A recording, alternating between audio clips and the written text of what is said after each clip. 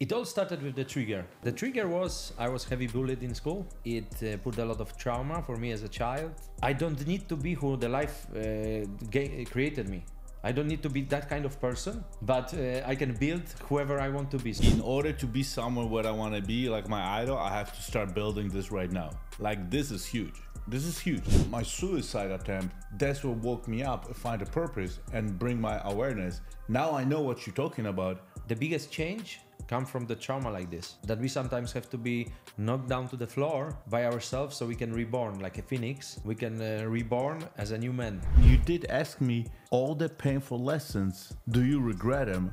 And remember, I told you, those are the best lessons in my life. It's truly like we have to go through the pain in order to see on the other side and then understand other people and connect to other people. When you go on the stage and you are there, you should not think about yourself, because people came there for you anyway, but they are more scared than you. We are human of patterns, so we don't repeat the same patterns. If you're repeating the same patterns, the pain stays. To limit the distractions, to face it, face the emotion, because that's the only way, and face them sober. Can you talk to me more about the connection? How do you connect with yourself to find who you are? The biggest thing that ever happened to me was to... Welcome to the Inner World and Outer World podcast. Today I have my good friend of mine, Polish. We got some Polish blood in the house. And I'm so excited, guys, because this is the person that we ran into each other, a year ago. And I know we become good friends. And we absolutely have the same energy and the awareness of how everything is going on. I call him my Polish Tony Robbins. He invited me to his stage and I have an amazing speech and the whole crowd and the audience got amazing energy. And we want to give you some good points, like stuff that we learn in the process that we're still learning, and want to give you as much value as possible. And with no more introduction, Chris, this is Krzysztof Król. I dare you to pronounce his first name, Krzysztof. Yeah, and nobody here can spell it. Yes. Chris, you can just call me Chris. Chris is visiting right now Florida. He lives in Thailand. He's Polish. He spent the last 3 months in Poland. And now we're here. So, Chris, let's talk, what was if you go back in your life, what happened that you went to self-development? Because I go back, where did it started? And I have no idea. Do you know where it started? Yeah. Okay. I know exactly the time. It all started with the trigger. Okay. The trigger was I was heavy bullied in school. Okay. And it put a lot of trauma for me as a child, 8-9-year-old child, which doesn't understand why it happens, which is ashamed of it so much that don't tell to his parents for 3-4 years what's happening in the school. And it made me very nervous, very scared of people. I was a kid with big dreams. I discovered when I was 4 years old, I discovered Jean-Michel Jarre. I love his music. Yes. Jesus. And my cousin, he bring a videotape of his concert, and you have seen his concert for 1 million people. He was making the Guinness records of the biggest concert in the world year by year, bigger and bigger and bigger. And for me to see it, 1 million people, to see the lasers. You're getting there. 8,000 people. You're getting slowly. Baby steps. I will tell you later about it, my connection with this. But at that time, it just blew me out. As a kid, 4-year-old, and I was inspired with the lasers, with the fireworks, with the scale of what he was doing and the music he was doing. I loved the music, and I wanted to be like him. So with my childhood, there was a big of dissonance between who I want to be and who I am right now. A little kid, scared of people, scared of everything, zero self-confidence. That did not work together. So through the years, I somehow tried to enjoy life. But when I was a teenager, about 17, 18, I made the decision I have to do something about it. And at that time in Poland, you did not have anything to help. There were some psychologists, but it was not a good quality. And also it was stigmatized. If you have some problem with your mental health, you will be crazy and people will look down on you. So I did not even think to try to find some help, professional help or something like this. So I discovered self-development, that people in the US here, there's a bunch of guys that are studying this stuff for the last decades, and that they have some knowledge to help. And when I started to use it, step by step, I noticed that it works. I noticed that this shit works. That It I'm definitely becoming a works. better We're person. Yes, and that it works. That it gives me results. That it started to change me. So I started to listen. Brian Tracy, Tony Robbins, Kiyosaki at that time also, and a lot of guys. Napoleon Hill. So this was making a foundations for me to build again a person that I want to be. So I found somewhere very early that I don't need to be who the life created me. I don't need to be that kind of person because as a kid I could not control the circumstances that were around me. But I could build right now with the conscious mind. However, conscious can be 17-year-old, yeah? But I can build whoever I want to be. So I started building this guy that you can see today. Can you guys have awareness at the age of 17, awareness, consciousness level that's like, hey, in order to be somewhere where I want to be, like my idol, I have to start building this right now. Like, this is huge. This is huge. Like, not like, listen, I was 48. I like my suicide attempt. That's what woke me up, find a purpose, and bring my awareness. Now I know what you're talking about. Like 10 years ago, I was like, what do you mean? Like, have the awareness that I have to start building the person I want to be 10 years from now? Like, that would be, like, to me, Chris, that would be like delusional. Like, dude, it's like, whatever you drag you on, it's like, I don't get it. And you had it, and you had it in you. But do you notice one thing? Yes. Usually when you talk with people, and this is my experience, I don't know if it's the same yours, but I see by you and me, the biggest change comes from the trauma like this. That we sometimes have to be knocked down to the floor by ourselves so we can reborn like a phoenix. We can reborn as a new man. Like when you are comfortable, when your life is good for you and when you are succeeding, it's really hard to make a big change at that time because we are scared. We are attached to what we have built. Mm-hmm. And only when you get really knocked by life to the floor, then you can wake up again and be somebody else. So that was for me. Yeah? I today, when I look at this experience that I had as a child, we did not come. Some people have experience like this at home. At home, I had the greatest family ever. My parents are golden. I love them. They are amazing, and they are my best friends right now. But in the school, that was a different story. Yeah, and when I look at this today, it was a blessing for me. I know today I wouldn't be in the place I am. I wouldn't make what I do for other people if I did not have this experience. And I told you I was last year in the Tony Robbins seminar, and I could see it with my eyes through one of the closed eye experiences that actually, like I built it. Like if I designed my life, I could see myself in some kind of meditation, in some kind of deep moment with myself. I could see like if I planned my life, I was, you know what I seen at that time? I was seeing myself. At that time, I've seen like God. Mm-hmm. But then I discovered actually it was me, I think myself even. Like let's say before I was born and I would sit in the pot, in front of big pot, not the pot to smoke, but the pot to cook. Yeah. And I will be there and putting ingredients of my life. Like, okay, so Chris will get amazing parents who will show him how a true love should look. And he will discover the love so he can give love to people in the future. So he knows what he's seeking, because I was seeking love to find a life partner for many, many years of my life, for like 15 years. Some people look for longer, even. But so I know how the true love looks. Some people don't see it. I have a lot of my clients, of my students who never get this experience in their life. They are just searching, but they don't even know what they are searching for. So if the God or me or whoever designed my life before I was born, put this ingredient, put the love there, put there a pain, so I have empathy towards people and I know what they feel, so I can help them, so I understand them, so I can get through this pain myself, and I can say, brother, I know what you mean, but of course sometimes my pain compared to other people's experiences is nothing, but at least that I can understand what they feel. And I have the urge in my heart to help them. So this is what created me. And I appreciate every single moment of it. Even if it was painful, but it was needed to make me this person who I am. But long story short. But you know what? Yesterday we talked about it. And you did ask me all the painful lessons. Do you regret them? And remember I told you, those are the best lessons in my life.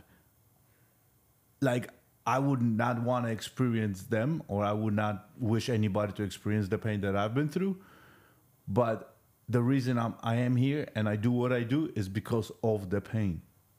You know what I mean? Like some pain, when you in such a tunnel, it hurts so bad. Like, you know, like, God, like, I don't deserve this. Like, this is, you know, I've done this, good, this, good, this.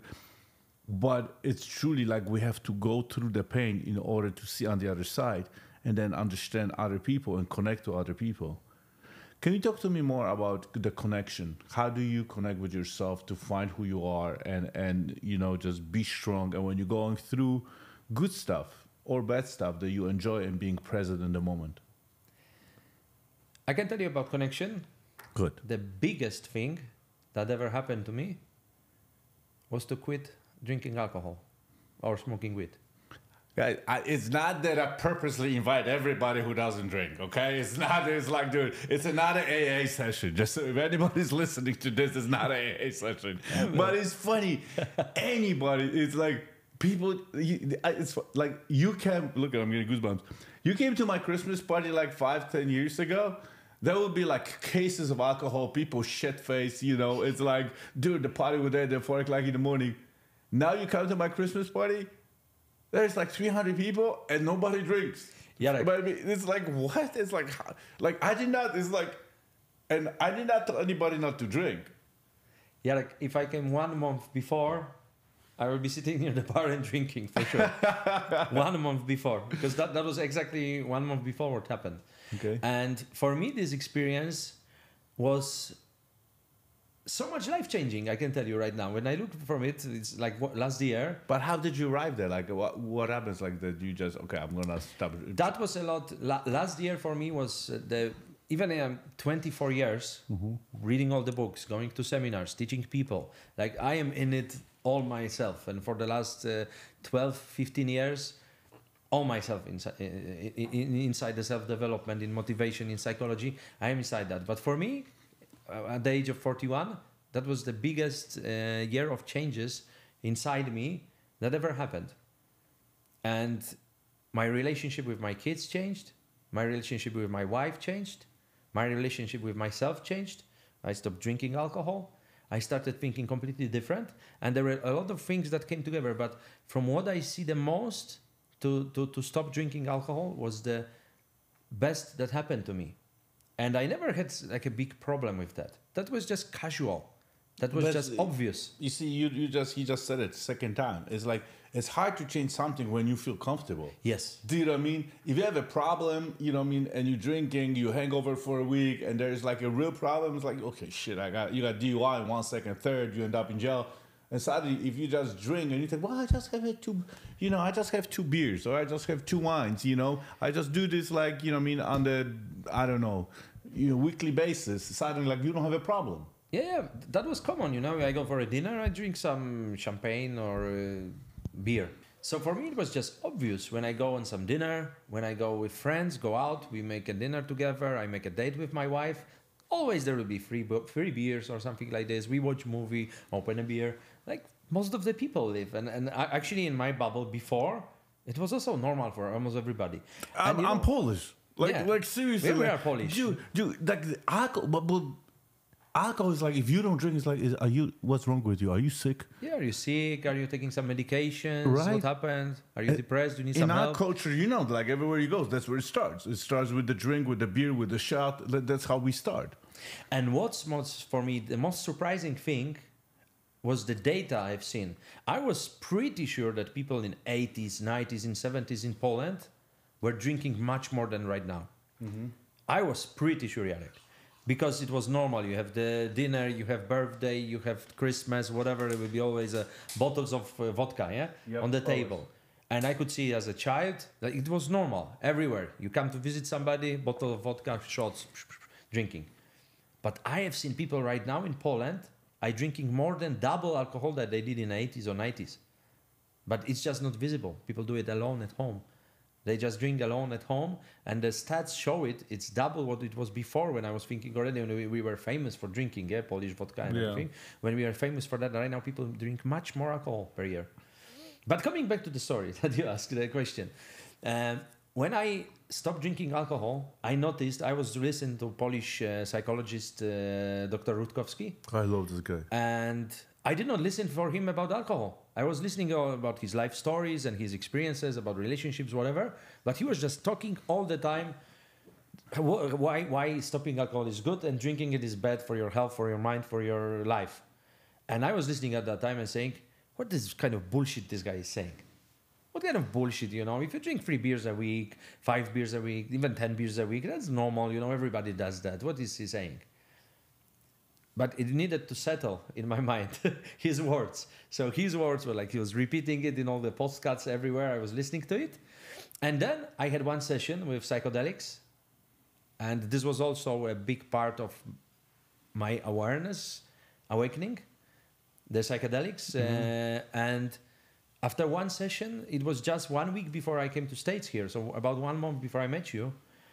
And the next day I had a date with my wife. And that would be completely normal to take 1 bottle of Prosecco and drink 1 or 2 beers during the night.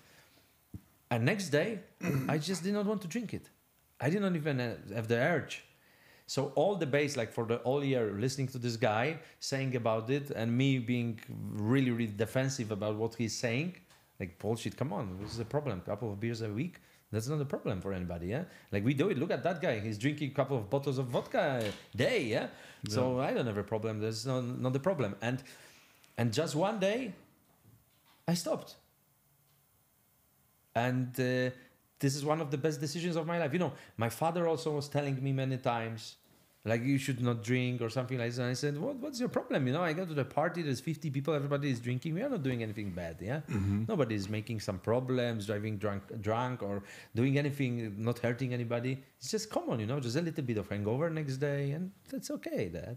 But then my dad, he had also one conversation, like all the things that happened during that year were for me to prepare me for this, not even decision, because the psychedelic, you know, mushrooms, they, I feel, made the decision, subconscious. I did not even decide. I didn't even expect it, Jarek. It was not like I was sitting, okay, this will be the session that I will stop drinking from tomorrow. That was not a plan. I just next day sat with my wife and I was drinking sparkling water instead of alcohol. And I did not even see the results. But somewhere around here, when I was after 1 month, 4-6 weeks, I started seeing I'm so sharp with thinking, with connection with myself. I am so much... Actually, I had to learn to go through emotions again.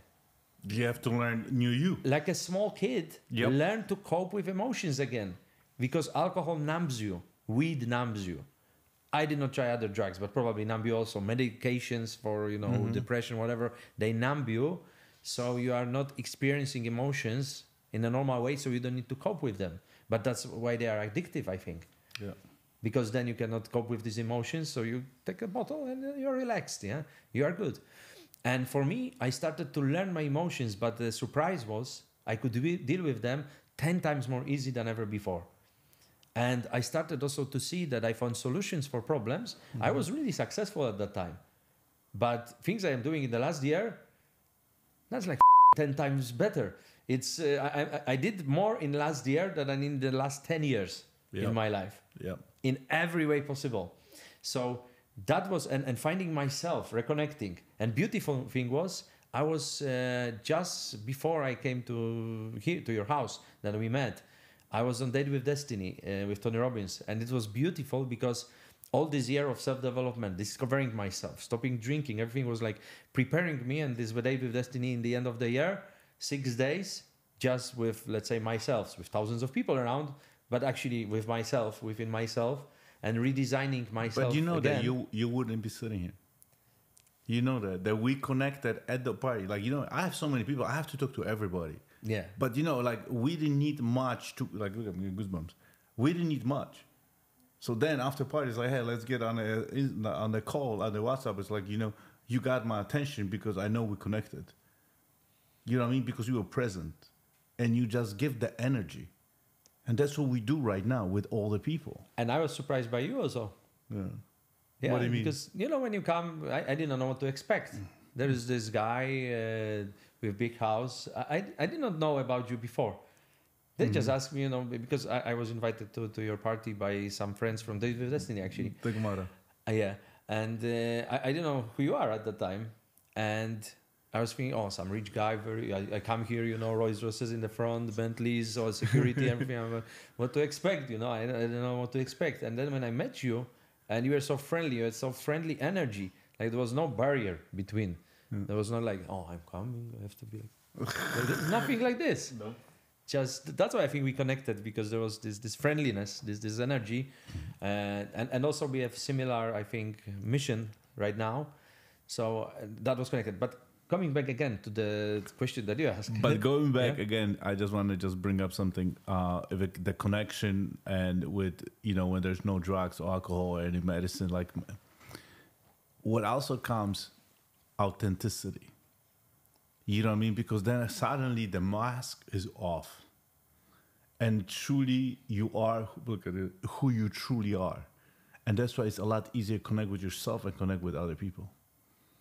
For me, at least for me, that's what happened. For me, the same. I was surprised. But it came after a couple of weeks. It did not come the next day or next week. Mm-hmm. And this is what the Rutkowski is saying. He says it takes 6 to 8 weeks after drinking alcohol, not even in a big amounts. You don't need to drink 5 bottles and end up, in hospital. After even quite small amounts, a couple of drinks, you need 6 to 8 weeks that your brain will clean from all of it. And it start to function normally, like purely. And for me, that was, if you ask me, the biggest awareness and connection with myself, that was the moment.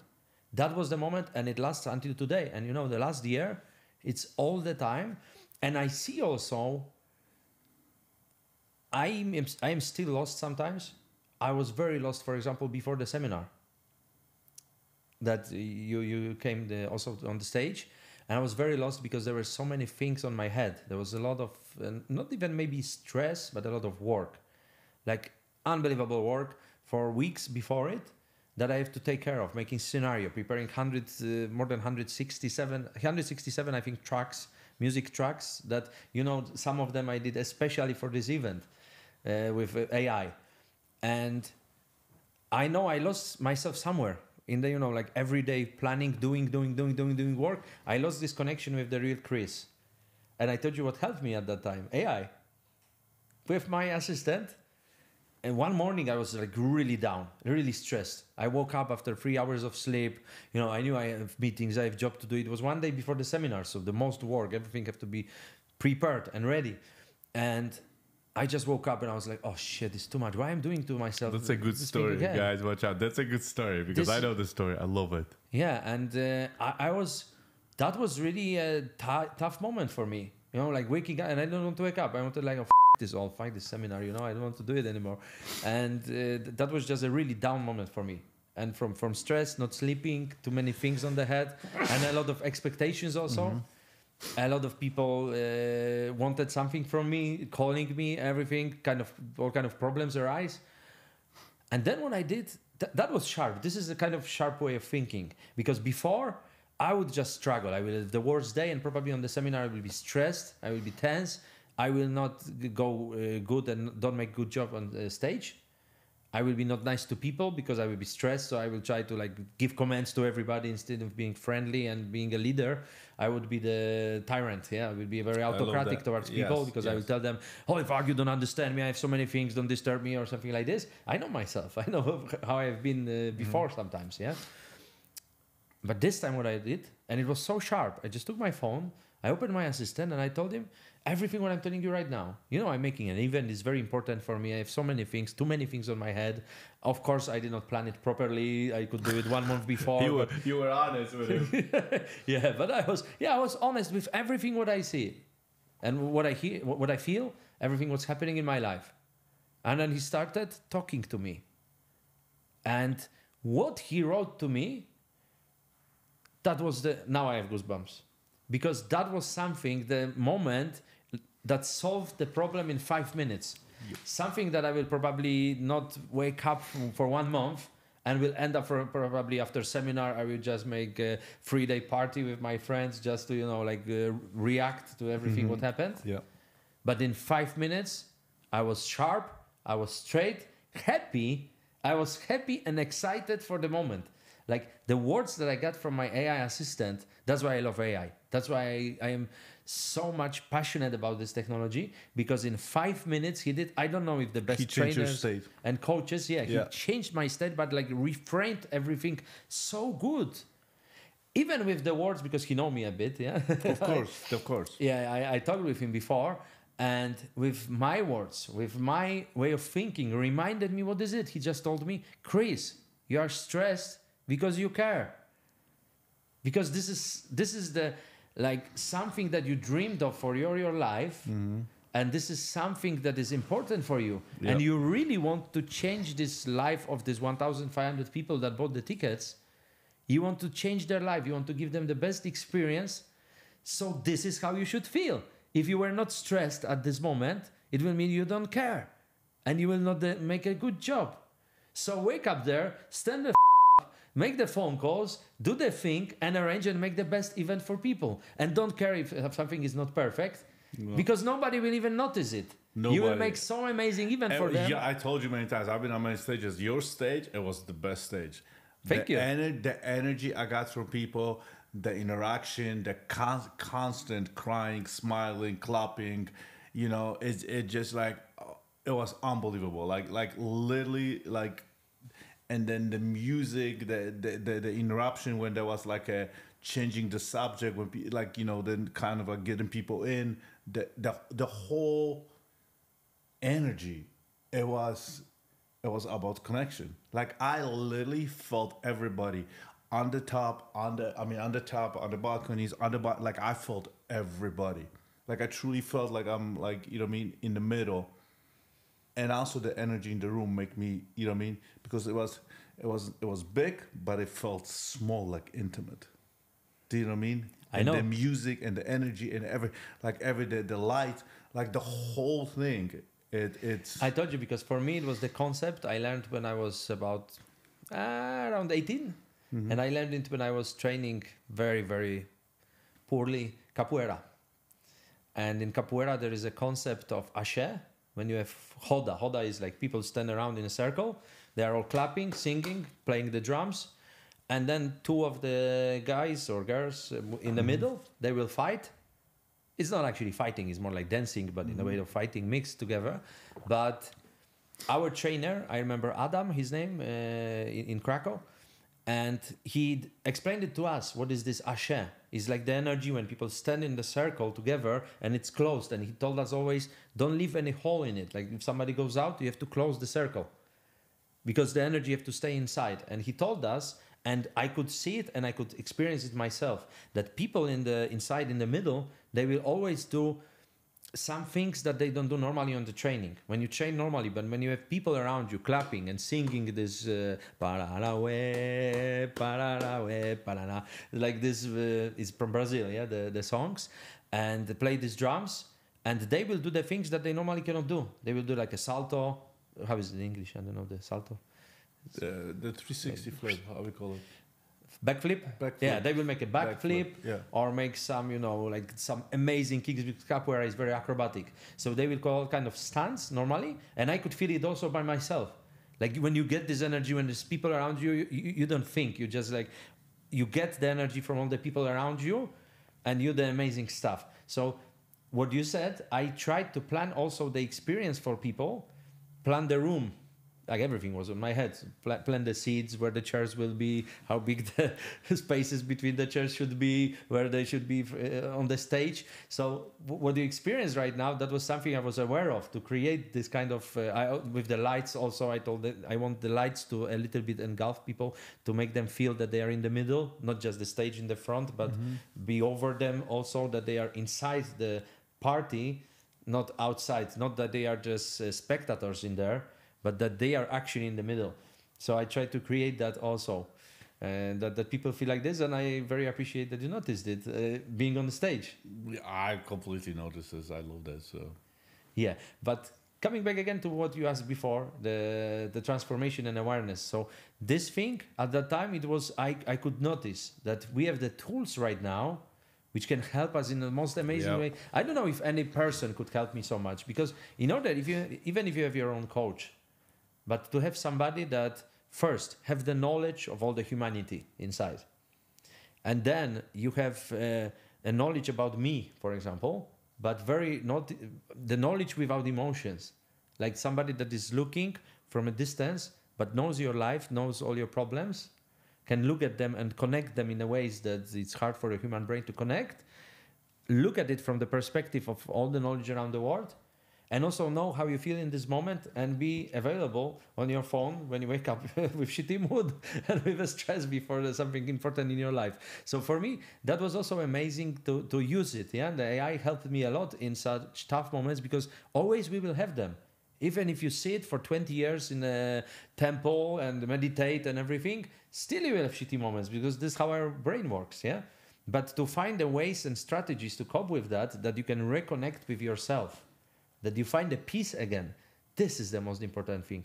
And another strategy that I found, for example, was something I learned from my friend Pierre. He told me one time when I started to make these big events, because we jumped from event for 300 people, and the next one, it was before COVID still. So, but there was 2 years break. And the next I jumped to the event for, that was 2,000 people. So from 300 to 2,000, and the room was from 400 people room to room for 24, to arena for 24,000 people. So I was also stressed at that moment. But my friend told me, when you go on the stage and you are there, you should not think about yourself, because people came there for you anyway, but they are more scared than you. And then I reminded myself, when I go to seminar, actually I am scared. I am scared what will happen there. Because people come with the hope there. They come with the hope to change their mind, to change their life, to change their habits, to find a solution for their problems. And they know what to expect. And they are more stressed than you. They are more scared than you. So your way is to just give love, go on the stage, and from your heart to give the best you can give. And this also happened, it was already a couple of events later that my friend told me this, but this like solved all the anxiety for public speaking or anything. Because this problem, you know what arised? I was kept from public speaking in a school because I had nothing to talk about. They told me this topic, you have to talk about national parks in Poland. I don't give a fuck about the national parks in Poland. Yeah. And they forced me to talk, and it has to be for 10 minutes. And the people that sit in front of you, which is your class in school, they don't give a shit either. So you are just there because the teacher told you, and these people don't care.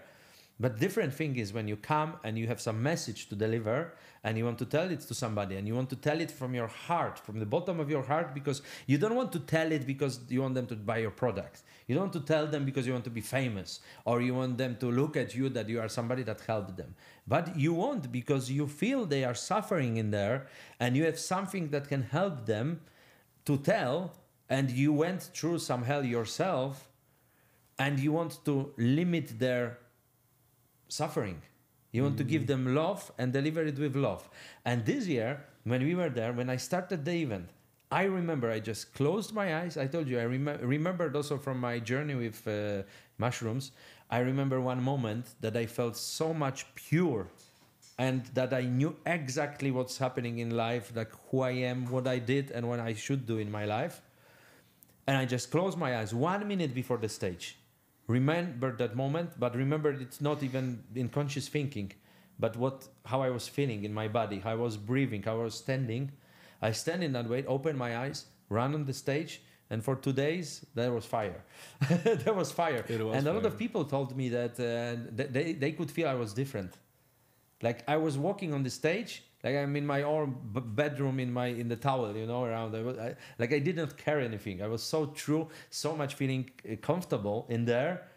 But people liked it because they could feel that they can open for me. They can open their minds, open their hearts to get this message. And also I told you, and you are part of that, a big part of that. We had amazing speakers this year. Also the setup was amazing. So everything was so much. I think it was the best event that I created ever. That's what I heard. I'm telling you, like everybody, even after event, the people were like, they were like. So it was good, and I think it was partly because it was honest. It was so true, and the people on the stage were so true. I'm telling you, when you authentic, the mask comes off, it's immediately you connect with everybody.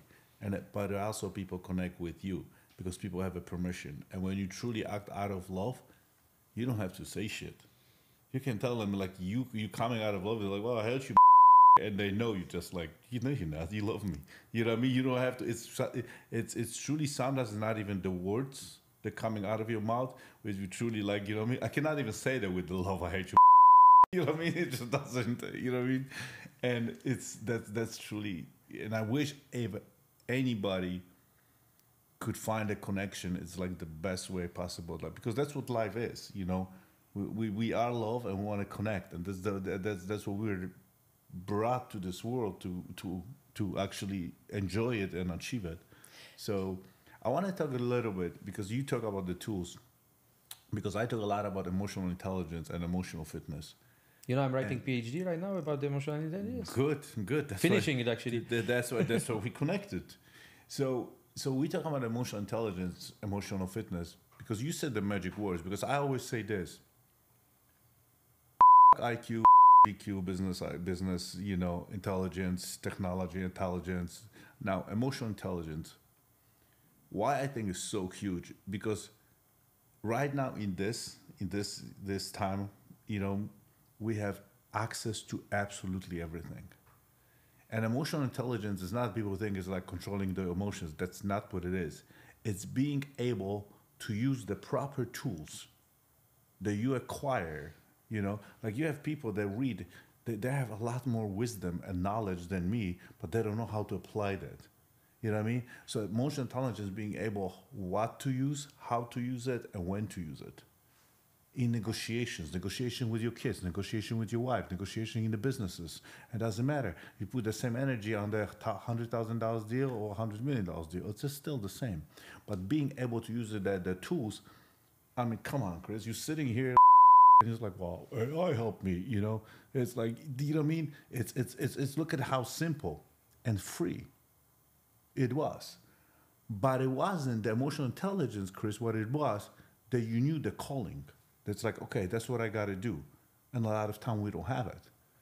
So how do we raise our emotional intelligence, emotional fitness, I like those two words, through consciousness? Because, you know, you have to be conscious. Hey, right now, that's what I need to do. This is the best tool that I have. So look at in the toolbox and it's like, what do I use here? What do I use here? How, like, walk me through the clearness, the focus, how you do it. Like you give me the example. I love you give me the example with the AI, you know. Like, dude, I wouldn't want to be in your shoes, man. There's like 2,000 people waiting you for outside, and I don't know if I'm gonna screw this shit up or not. You know what I mean? Hey guys, it doesn't matter how big you are, we still don't know what we're doing. Seriously. Like if you think I know what I'm doing right now, I have no idea. He asked me, I asked him, we like, and by the way, we're not winging it, just so you know, but it just, we don't know where the conversation is going to take us. So nothing has to be staged. Nothing has to be perfect. Perfectionist doesn't exist. The problem is just doing it. You can talk about it. You can talk about somebody who threw the event and bitch about it and find anything wrong he did. And it's like, yeah, this. I'm getting goosebumps. And then you know what I'm looking at those people? But at least he did it and you just about it. Do you know what I mean? That's the difference. Because there's always somebody, you know, you cannot go to the wedding and have like 200 people satisfied. Impossible. At least he's married and he did a whole wedding.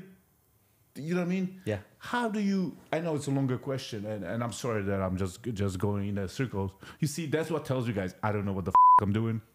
So how you use the tools, like knowing it, like that you know that, hey, let's. I'm asking you because everybody's got different answers. How do you do it? Like, how do you know that? Hey, that's what I gotta use right now. That's what I have to do right now. What's your process? Two important things. Okay. First thing, take out the distractions that doesn't allow you to connect. You know, for me, the biggest eye-opening in this year was that was the, again, psychedelic experience with mushrooms. where I could see and know, like know in my gut, totally, I'm sure of that we come here on Earth to experience something through this 80-year-old on average experience, yeah? To go on this adventure. By the way, I'm gonna live 140, so not 140, brother.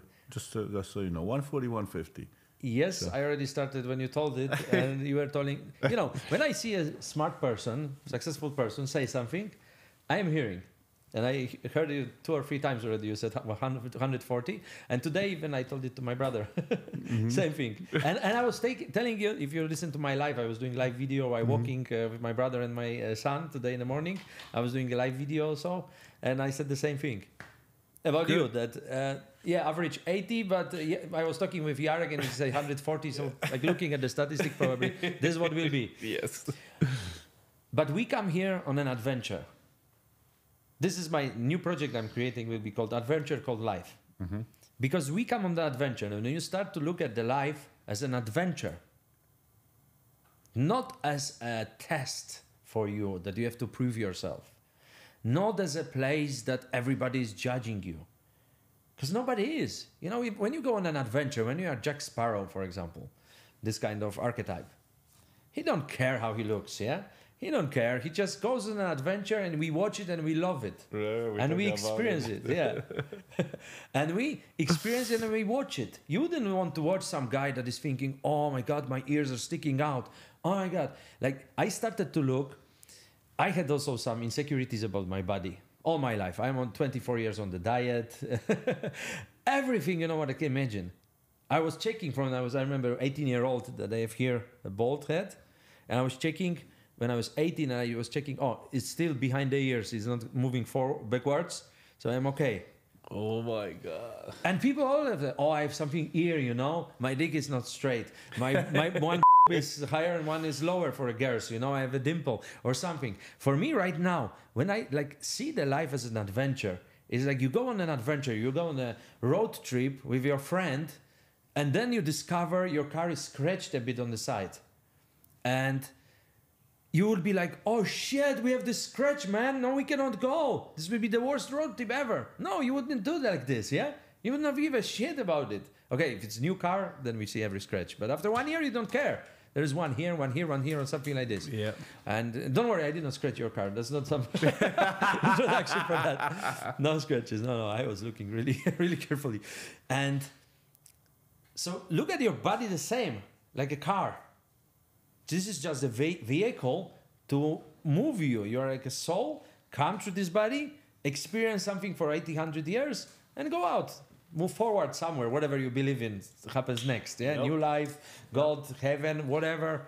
But you come here, and this is a fact. We come here for this adventure. Yep. Like this, any religion cannot say. Like we are born, we die, and everything what is between is just kind of an adventure. I think we are on the journey. And we want to go through the journey too quickly, and we forgot to enjoy the views. Yes. And we forgot to enjoy the views, and we forgot to who we become, even if we don't get to the top of the mountains. But it took me years, Chris, to realize it. It took me years. I always I want to give shortcuts to everybody. I want to give a shortcut to suffering because I know it's freaking painful. You know what I mean? But sometimes even our job is, because we do inspire a lot of people, right? Our job is just to give them the tools and figure it out on their own. Like people, oh my God, thank you helped me. This is like, no, brother, you help yourself. Because it's your adventure. Exactly. You on your own journey. And we talked about it yesterday. Like, I think this journey is preparing us for the afterlife. This is just that's what I want to be good. Can you, please, I love how you said it yesterday. We had a dinner, and I love it how you said it. Be the good person or be bad person, but then you're gonna remember they told me the whole story. Like this was deep. I really loved it how you put in the words. It's I did not think about anything what happens before or after our life until this year and last year a bit, and these psychedelic experiences that I had first time in my life because they really connect you with whatever. I don't know what's there, but some connection. And I remember when I was 20, I went to study in the University of Economics, and we had the philosophy lessons. And then there was a concept, I think it was called Pascal Bet, relating to afterlife and relating to religion and things like this. And it was something like this. Okay, let's think about it logically. If the life after death exists, with whichever religion is saying it, and I am a good person, that's great. I will get to heaven, I will get all these virgins that Muslims promise, I will be reborn in a great life in Buddhism or whatever. So that's okay. If I'm a bad person and the life after that exists, I'm done, yeah? I go to hell, I will have infinite suffering. Okay, if the life after death doesn't exist, if there is nothing, we just die, you know, like a plant, cut, throw out. Then if I am a good person, I will have quite good life. Because people will react to me in a good way. They like to be treated good, they like to be helped, so probably it will come back from other people to me. If I am a bad person, I will have probably bad life. I will go to jail, I will have problems, everybody will blame me on something, people will argue with me, fight with me, and so I will have a bad life. So, solution is, be a good person, and then whatever exists outside, if there is something, there is nothing, you will still have good life, and you still put a bet with a good chances, good probability of succeeding in whatever case. And you know, then I forgot for more than 20 years, and I never thought, really, Jarek. I was like telling to people, guys, I don't care. This is my life, this is my goals here. I want to fulfill them, I want to be happy here, I want to make other people happy. That's what I'm fulfilling. I want to be a good person to others, good person to myself, treat others good, make something, create, give some value to other people.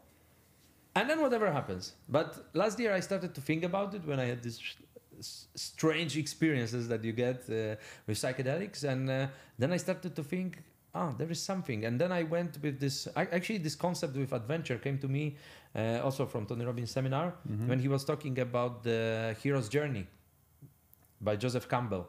Yeah, and he was showing it at the Wizard of Oz story, step by step, the hero's journey. I liked it so much that I bought the Wizard of Oz pinball later, even without seeing the movie. I never seen the movie before, but I liked the concept, and I wanted this pinball machine to be for me a reminder of this story. And then I came with this concept of adventure called life, the project that I want to create, to lead people through this adventure and show them what this adventure really is. Because you see, you asked the question about tools for emotional intelligence, but when we have so much burden, we have so much attachment. I understood finally what is this attachment. It's not like I was thinking, if I'm not attached, it means I don't care. How I can be not attached to another person? It means I don't care. No. If I am just coming here, some soul, coming for this adventure, and all the people I experience on the way, I don't need to keep them in my cage. I don't need to be attached so much to them. I can experience with them when we are like aligned in life for a couple of years, with business, with kind of relationship, with friendship, with influence over somebody. So we can experience together this adventure, and then, okay, we are continuing. There's another episode, and you are doing this, I'm doing that. There is no problem. So I understood finally, what is this? And I started to get better relationships with people, with my wife, with my kids, with my brother, with my parents, with my friends, when I've seen, we are here on the adventure. Come on, guys. Let's make it legendary. Let's make this adventure legendary. And how you do it? You try to experience. And good or bad. Come on. There is no story or adventure that is only good. That would be boring. Nobody will want to watch it. Would you like to watch Pirates of Caribbean without all the bad things and problems they have?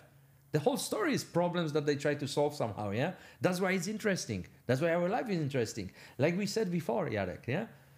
In our lives, the bad experiences actually, when you try to understand them later, and you can see the connection, they made you who you are. They were a blessing for you.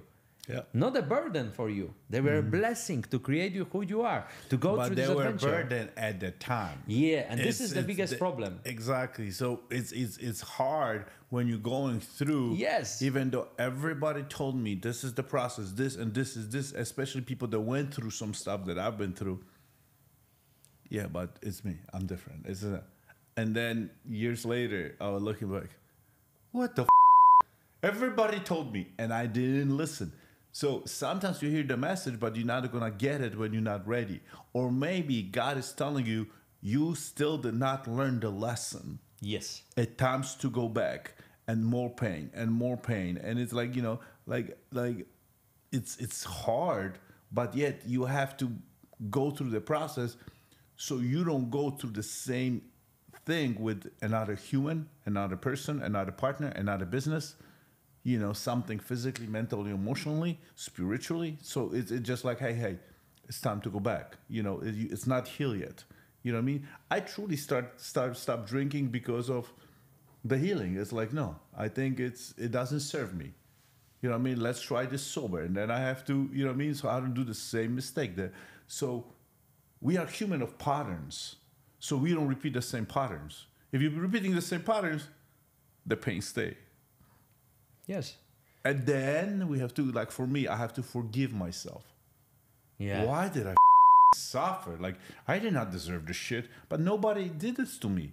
Not my kids, not my exes, not my businesses. I did this to me with my own thoughts. How do we serve? How Chris? How do we break this through quicker? Because it's like people's gonna say, "F you, Chris. It's a journey. Like my journey is painful." Yeah, because it's adventure. Adventure has to be like this. When you go on the roller coaster, why is it so awesome? Because you are scared. When I went, you know, here in Orlando, I went on Hulk. You know why I went? Because I was scared of it. I was there in this fun park with my brother. And then you said you went like 3-4 times. Yeah, but the first time I went there and I told my brother, I'm going to go there. You know why? Because I'm scared. And then I left my backpack with him, everything, and they did not want to go, and he took care of my son. And I'm walking there. I'm like, halfway walking, I am like, oh shit, I want to go. I see these people going upside down. I never went on a roller coaster before, you know, so it's like, it's something your subconscious mind, your fight or flight is telling you, hey, this is the place where to die. Yeah. You should not do that. You should not go with this speed upside down because something can happen and you will die. It doesn't understand you are safe there. It just understands, you know, subconscious mind tells you, no, you don't jump off this cliff because there is no water down. So I was like, but on the way I was, if I don't go now, how I will look tomorrow at myself? Like a pussy. Like a real pussy. Look there. It's like all these people coming there and they're experiencing who you are. So I was like, okay, I'm going. But first time, I was scared shitless in the beginning when they close you. Ooh. But first turn, I was like this. Yeah. Really, if you could see me at that time, I even wanted to record myself to look at my face at that time. Mm-hmm. Because the emotions I was experiencing at that time were like, it was like the best drugs ever that your brain can produce, yeah? Because your brain produces all the drugs. Yeah. And this was the best time ever. But first time I did it, it was really, really emotional. And what I did, I went from the exit straight to the entrance to go again. And this fast pass, so it was fast. So it was like 2 minutes later, I was again sitting in the chair. Maybe not 5, let's say 5 minutes later, I was sitting and going. And I was still happy. Third time, I was already like, okay, that's normal. That's something normal. And we get all these experiences. Look, we need these emotions. We want them even.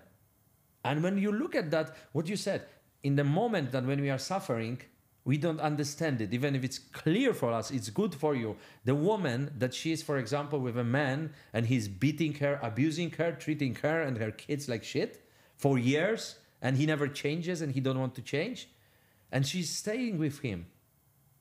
Why? She knows the pain. She got used to the suffering. But so we the unknown pain is a good subject you actually touched. Yeah, but she because the fear, that's a known fear and known pain. So what happened is, I'm getting goosebumps right now because here what happened is, it's so hard to walk away from a person because at least here you know, like they say, the grass is greener when you water. And on the other side, you don't know. And even though on the other side of the fear is truly peace, freedom, and love. But it's so hard to go through it because the unknown and letting go of the old version of yourself is so freaking hard. Yeah. It's this is so painful. But she doesn't know. if she leaves the man and next year she's thinking, why the hell I was doing here? But she's inside it. Same you said, it's familiar for her. Yeah. She don't know what's there. She don't see what is happening in the situation. So same when we go through this, that's why I come with this adventure type, because we need something when we are suffering, when we are dealing with emotions. The most important moment is to limit the distractions, like alcohol, all kind of medications that people overuse, because they have their place, yeah? But people overuse them. Anyway, here in States, it's like 15% people on the antidepressants. Are they really needing them, all of them? I don't think so. Some people need them, but not 15% of the society. And everything that numbs us, that distracts us from our emotions, that we find all kind of addictions, hazard, sex, drugs, medicines, alcohol, whatever, they blind us. And then we cannot deal with emotions. Yep. You are just extending the suffering because it gets worse. What, somebody that starts drinking because they are stressed in work, will the stress be lesser in 1 year? When they drink and when they start to have a drinking problem now, and they add to that and they start to fight in the home with their wife, when it adds up, it doesn't solve any problems. It magnifies them, yeah? They have more problems when they get through that. It doesn't help them go through it. Of course, short term, yeah, when you drink 3 beers, you are relaxed, you are sitting, you are like, yeah, I don't give a that's nice you evening. Really don't. Let's really watch don't. a movie or something. Then you wake up in the morning and you're in a worse state than you were before. And that doesn't solve anything. So I think first thing, to limit the distractions, to face it, face the emotion, because that's the only way, and face them sober. Sober not only in the case of alcohol or anything, but sober to give yourself a time to process it. And then second thing, to stop. Just to stop, to give yourself 1 minute to stop and see, I am in the adventure right now, and call what it is. Okay, I am stressed right now because the business is not doing well. And only that thing gives you a lot of power already. Because you know what happens at the moment? Usually all these emotions are here, yeah, in the back of our brain. They are subconscious, flight or flight mechanisms, stress and everything connected with our body, with our heartbeat, with the way of breathing, with everything what happens in our nervous system. This is very primal. This is what animals, they have also the fear, they have the stress, they have the same mechanism as us, the lizards that run around here, and in Thailand we have even more lizards. But yeah, funny ways. Today I've seen the one with the curly hair like this. No, curly tail like this. I didn't see them in Poland. No, in Thailand. In Poland also. But anyway, okay, so when you name it, when you only just give yourself a stop, and actually this is the first technique in emotional intelligence that I teach to people, is the stop technique. Just stop for 1 minute and call it what you feel. I think part of this solution for a problem that I had when I was working with my AI was just telling to my AI what I feel right now in this moment and what's happening. That was a start. That was a beginning. Sometimes it's 80% of the solution. Because what happens then, here is your advanced brain, let's say. Yeah? You're at the front lobe and everything where all the thinking happens. So normally we have a problem because there is no connection between this part and this part of our brain. This is the problem. The emotions happen here. Somebody is telling you logically, hey man, you are going through this is the solution, this is what we will do. But you don't understand anything. And we try, there is some lack of connection between these parts. And when you stop for a second and you call what you feel, when you say already to some selves, okay, I am right now stressed, or I am right now angry with my wife because she did not behave as I expected. Let's see, why did she behave like this? Maybe she don't know what I expect. Maybe this is her way of life. Maybe I did not behave before how she expected, or maybe something else happens. Only this process already starts to build physical connection in your brain between this part and this part. And this is a new connection, which already starts many times, Jarek. I can tell you, many times it starts, it gives you control over these emotions. Because suddenly it's not something, that happens automatically in your body, in your nervous system, in all your systems in the body, because emotions are very connected with everything. But at that moment already we get connection. And what's beautiful about that, this is a physical connection, like physical neurological connection between two parts of your brain. And if you practice it a couple of times, it becomes persistent. So next time when you have this emotion, straight away there will be connection. Come to here and you can understand it. And when you understand it, it already goes away. What's beautiful about it is this connection stays persistent. If you practice it a couple of times, it stays persistent and it gives you already control over these emotions. So when you are angry at somebody, did it happen ever to you, that, for example, you got angry with somebody and you have been angry for 1 hour, 1 day, 1 week, or the hell 1 year? Did it ever happen to you that you had a dream at night? The dream, nobody didn't do anything to you. Yeah. You dream about your night, about your wife, and you wake up in the morning and you are angry for 1 hour, it's 1 day. usually the other way around. Like, you cheated on me in the dream. It's like, holy shit, and the week is off, dude. The whole week she's mad. It's a dream. I didn't do shit. Because it's here, you know? These emotions are here. Lizard is having the same emotions. The dog, snake, fish, whatever. Animals have it. It's prime our brain. So we don't understand it. It can be dream and still you're angry in the morning at your spouse or something. So if we start to build these connections, it gives us so much control and then gives you understanding. Because, you know, when you are with somebody, you are in the relationship, it's not so often that really you want to hurt each other, yeah? It's only the needs that are not met. It's some expectations, it's the stress or whatever that makes people fight, yeah? In the relationship, in a business, with other people on the street. Why somebody yell at you when you make a wrong turn or something? Because they are stressed that day, they are unhappy. It's not about you. You did not kill their kid or something that they have to be so angry at you, yeah?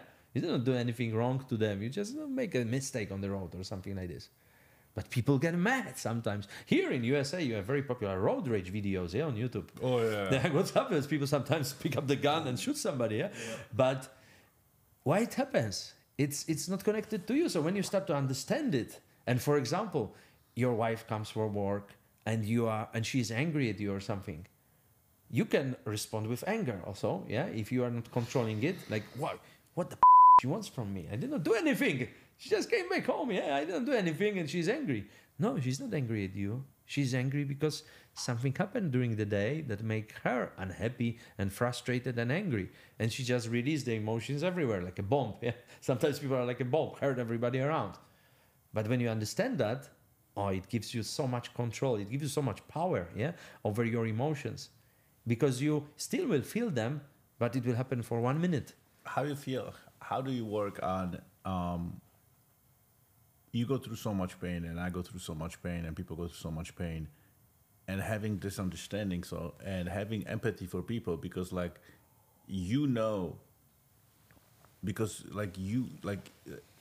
know I'm the problem, but I also know I'm the solution, and I have a full awareness of it. Dude, it's just like that were the words on the Man in the Arena, yeah. Yeah, and we've been talking about it all the time, and then suddenly you just act like that, and you're like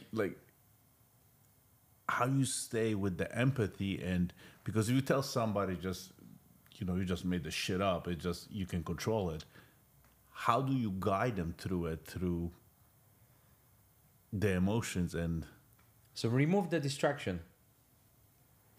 What helps me, for example, it's not very well settled fear for me. But how do you do it? Let's say during the fight with the wife or with the kids, and because kids are stopped, because you and I will understand putting somebody, our perspective, because we perceive our life the way we see it, right? So put ourselves in other people's perspective, but they don't.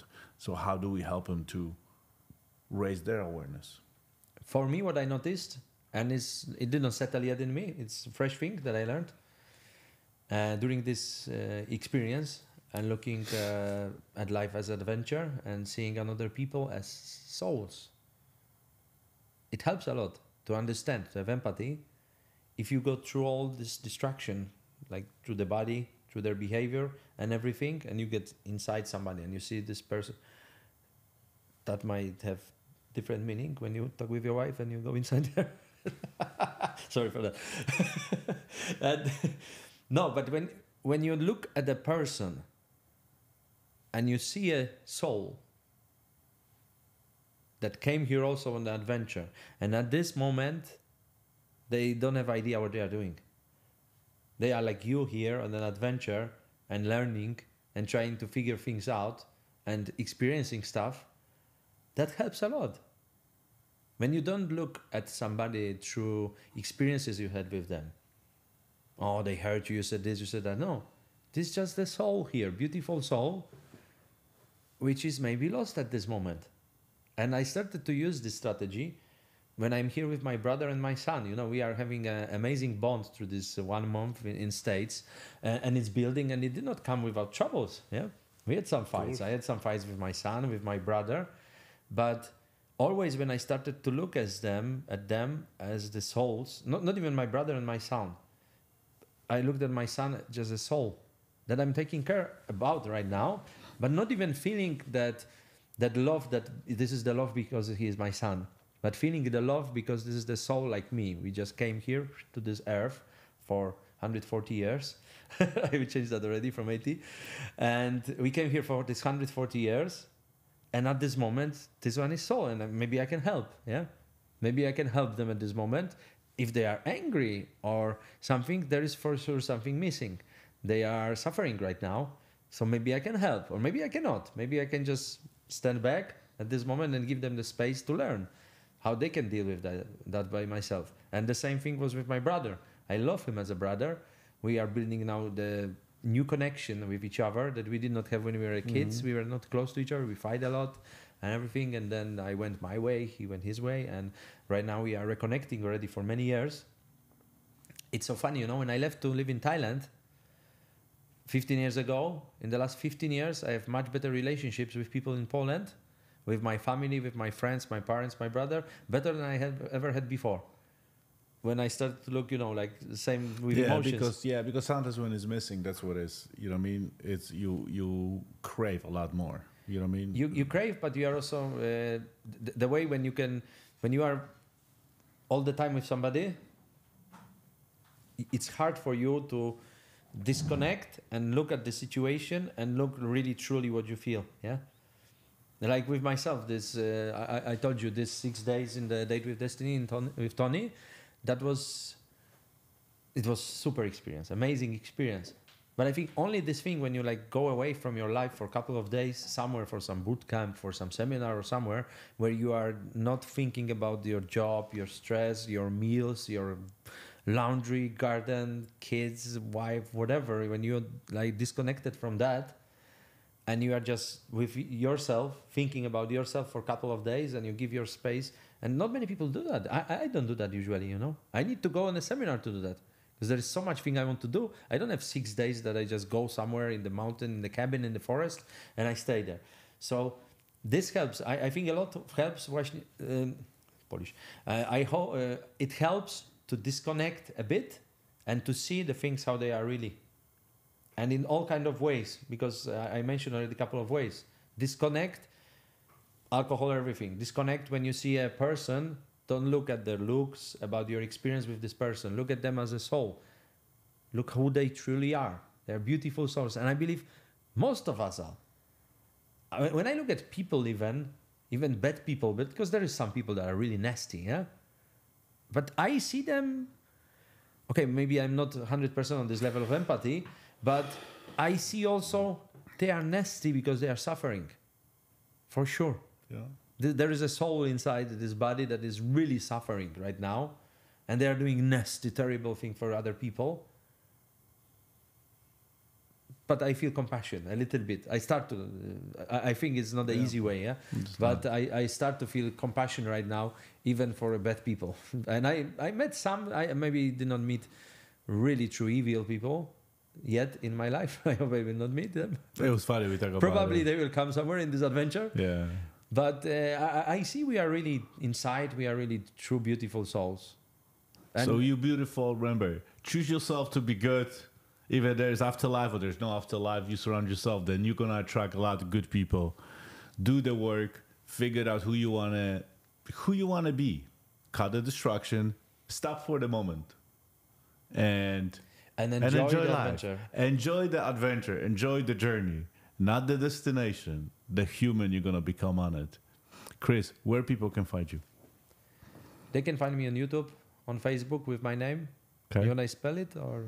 Yeah, we're gonna put a Krzysztof link. Król. Krzysztof Król. Yeah, try that. That's a really good Polish name. But Guys, it's Chris.